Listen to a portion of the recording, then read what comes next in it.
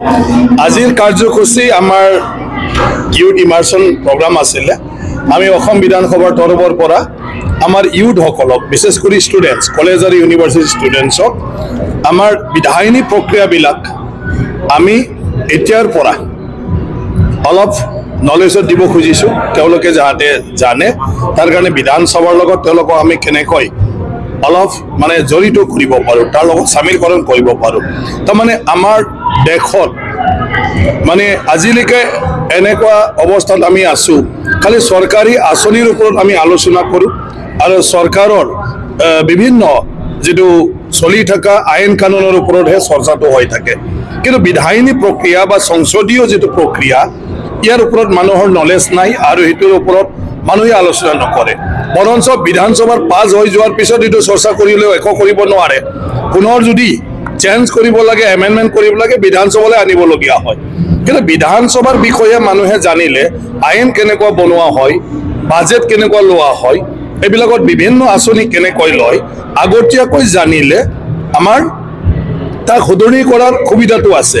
গতিকে ৰাইজে যদি সেইটোৰ লগত মানে জড়িত থাকে, তেতিয়াহ'লে আগতীয়াকৈ জানে যে কি আইন আনিব খুজিছে আৰু সেই আইনটো কি, আৰু ইয়াৰ বিষয়ত নিজৰ নিজৰ বিধায়কবিলাকক ক'ব পাৰে ৰাইজে যে সেই আইনৰ ওপৰত আমাৰ চিন্তাবিলাক তেনেকুৱা, আপোনালোকে বিধানসভাৰ কিন্তু সেই কথা ক'ব লাগিব।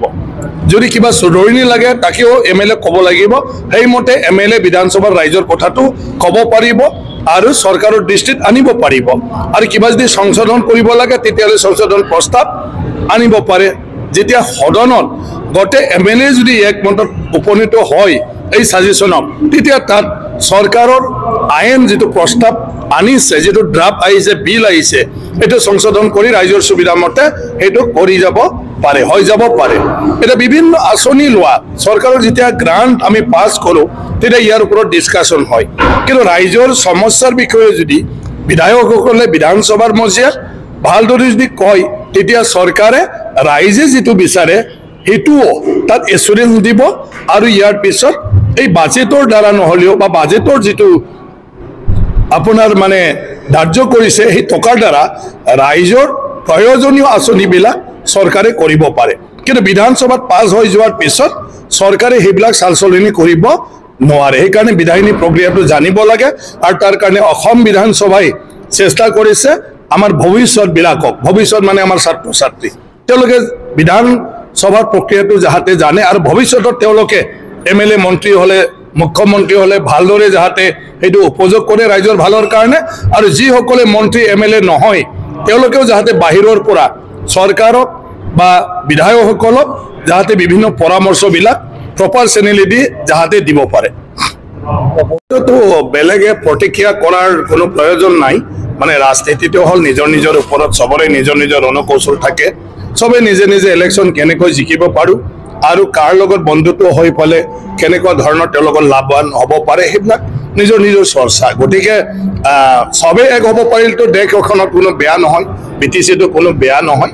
একেলগে ৰাজনীতিৰ দলবিলাক থকা মানে আলাপ আলোচনাৰ মাধ্যমেৰে ৰাজ্যৰ মানে প্ৰয়োজনীয় বিষয়বিলাক চৰ্চা কৰি বিভিন্ন ধৰণৰ তেওঁলোকে পৰিকল্পনা ল'ব পাৰে, পলিচি ল'ব পাৰে আৰু সেইমতে ভাল ভাল আঁচনি ৰূপায়ণ কৰিব পাৰে।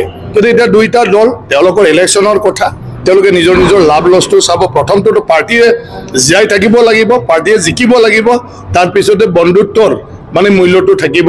যদি বন্ধুত্বটো গুৰুত্ব দি চবৰ লগত মিলি যোৱাৰ পিছত নিজে যদি মানে MCLA জিকিব নোৱাৰে, তেতিয়া আৰু সেই বন্ধুত্বৰ কোনো গুৰুত্ব নাথাকে। গতিকে দুইটা পাৰ্টীয়ে এক্সপিৰিয়েঞ্চ চৰকাৰ চলাই অহা, গতিকে তেওঁলোকে মই ভাবোঁ মানে যি কৰিব ভালদৰে চিন্তা চৰ্চা কৰি কৰিব আৰু নিজৰ নিজৰ ভালৰ কাৰণে কৰিব।